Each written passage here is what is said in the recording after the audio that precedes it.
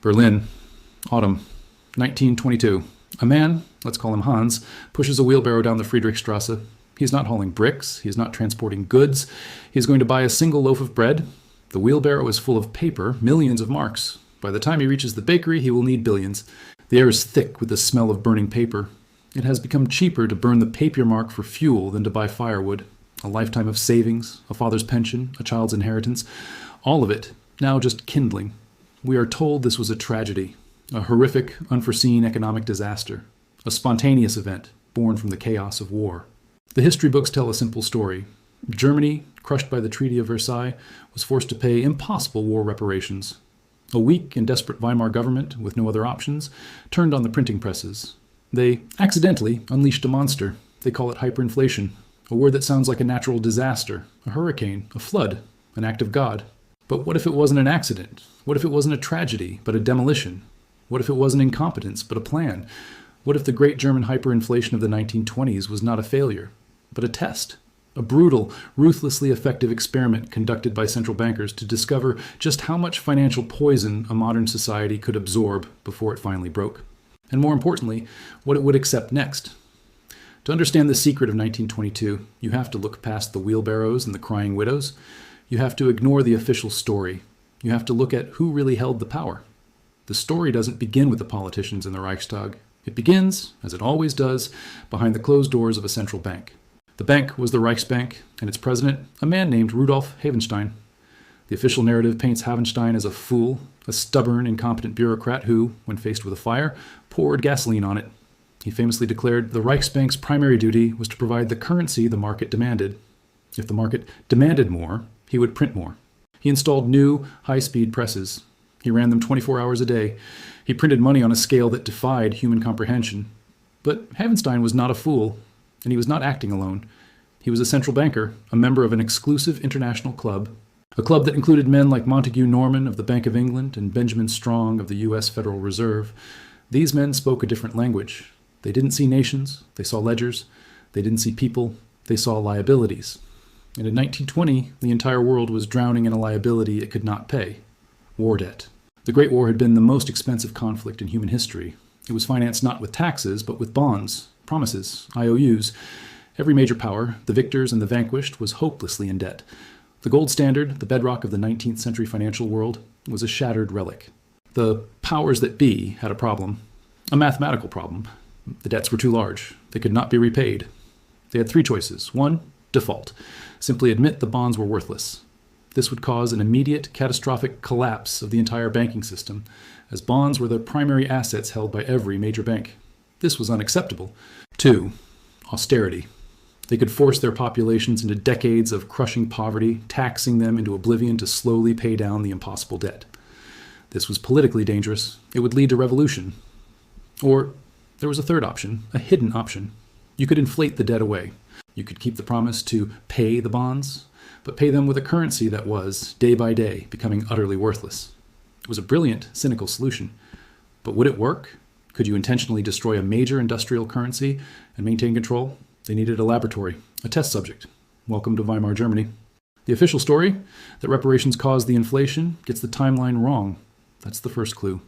The massive, crippling reparation payments were not finalized until 1921, but the Reichsbank OS printing presses had been running hot since 1919. The inflation started long before the bill even arrived. Why?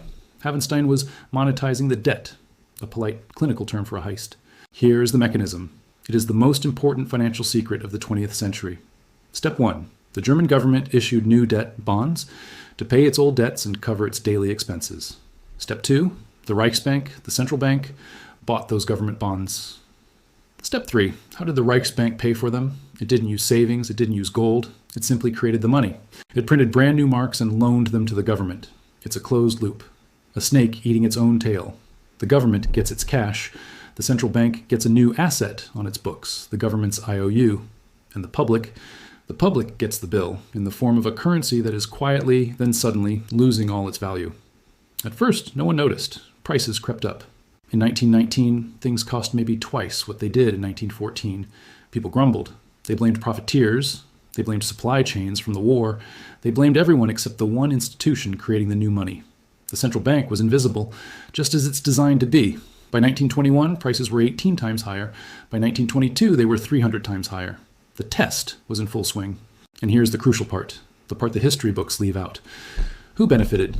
The German word is Stinnes, Hugo Stinnes. Stinnes was an industrialist, a king of inflation. While Hans, our man with the wheelbarrow, saw his savings account become a joke, Stinnes and a small cartel of industrialists saw an opportunity.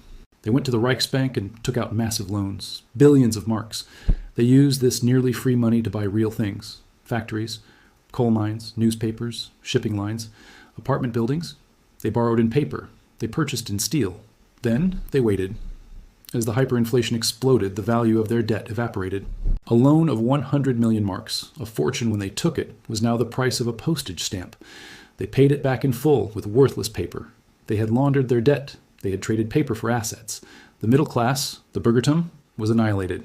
Their safe investments, government bonds, corporate bonds, savings accounts, pensions, were the very things that were being inflated away. Their lifetime of prudence, of saving, was turned into a punishment. They were wiped out. This was not an accident. It was a transfer. A massive, calculated transfer of wealth from the savers to the debtors, from the middle class to the industrial and financial elite. The central bank, the Reichsbank, was the engine of this transfer. It cleared the books. It destroyed the old debt. It liquidated the old middle class. It allowed the new elite to consolidate real assets, emerging from the chaos with more power than ever before. And the other central bankers in London and New York, they watched.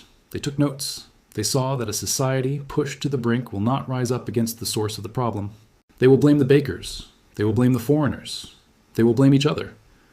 They saw that when the final catastrophic collapse came in 1923, when the currency was so worthless that a new one, the Rentenmark, had to be introduced, the people were not angry. They were grateful. They were broken, exhausted, starving. They would accept any new system, no matter how centralized, no matter how authoritarian, as long as it promised one thing: stability. The test was a horrifying success. You could deliberately destroy a currency. You could wipe out an entire generation of savings.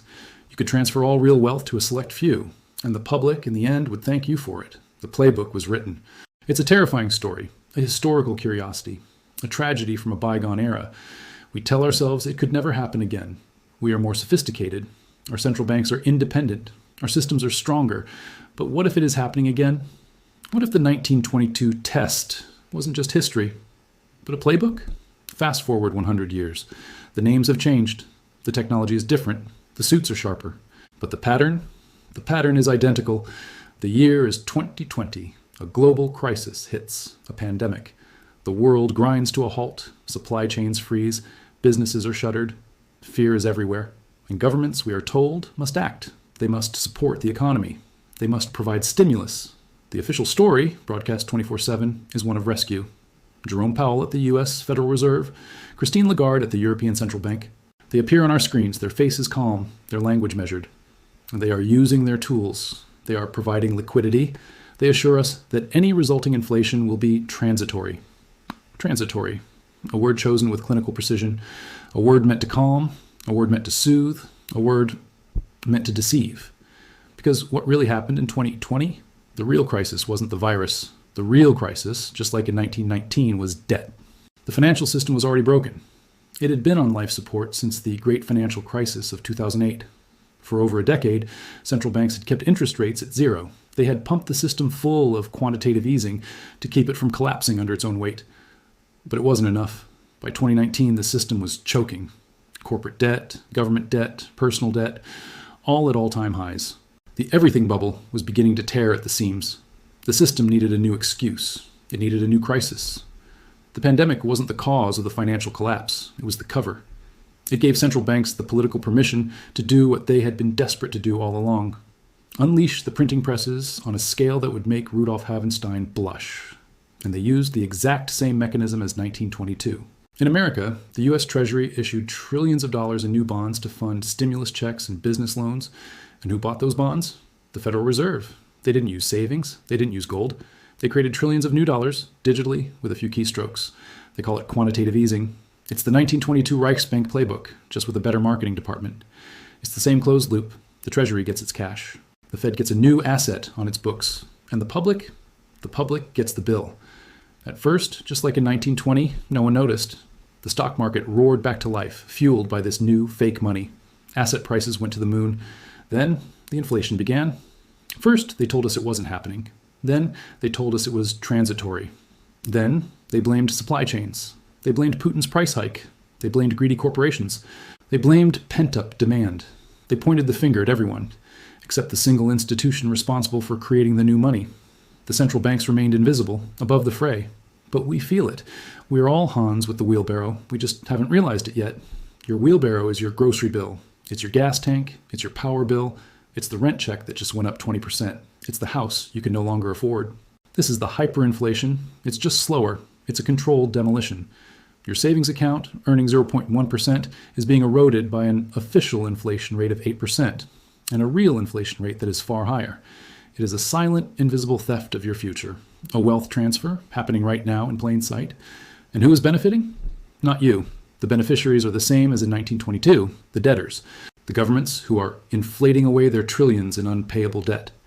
They are paying back their old IOUs with new, cheaper, less valuable dollars. The massive corporations who borrowed billions at near zero interest and bought back their own stock or bought up their competitors. The private equity firms buying up real assets, housing, farmland, infrastructure, with cheap borrowed money. Just like Hugo Stinnes, they borrowed in paper. They purchased in assets. And the middle class, the prudent, the savers, they are once again being liquidated. This is not an accident. This is not incompetence. It is a plan. They call it the Great Reset, a term that has moved from the shadows into the polite dinner conversation of the global elite. The 1922 test proved that after a total monetary collapse, a broken public will accept any new system. And the new system is already built. It's waiting in the wings. This is the end game. This is the final step in the playbook. If the 1922 demolition was designed to wipe the slate clean for a new industrial order, the 2020 demolition is designed to wipe the slate clean for a new digital order. They're not just trying to replace your money, they're trying to replace money itself.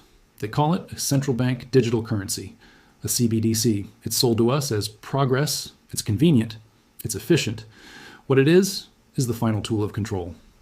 Think about the 1922 test. The weakness, from the central bank's perspective, was that they couldn't control what people did with it. They couldn't stop them from buying bread or firewood or assets. A CBDC solves that problem. A central bank digital currency is not like the money in your bank account. It is not like Bitcoin. It is programmable money. It is money that the central bank can control. It is money they can track. Every transaction, every purchase, recorded on their ledger. It is money they can restrict. You've spent too much on gasoline this month. You're not permitted to buy this item. It is money they can expire. You must spend these 1,000 digital dollars by Friday or they disappear. It is money they can deny. You have posted disinformation online. Your account is now frozen. The wheelbarrow of 1922 was a cage of paper. The CBDC of tomorrow is a digital cage from which there is no escape. This is the stability they plan to offer us once their controlled demolition of the current system is complete. The secret of 1922 is not just that hyperinflation can happen. The secret is that it is a tool, a weapon. It was a test, and now it is the implementation. They are not trying to fix the system. They are not trying to save your savings. They are trying to replace it with a system where they, and they alone, have total control. And the inflation we feel every day, that is just the sound of the old walls being torn down. The question is, what will we do before the new ones are built?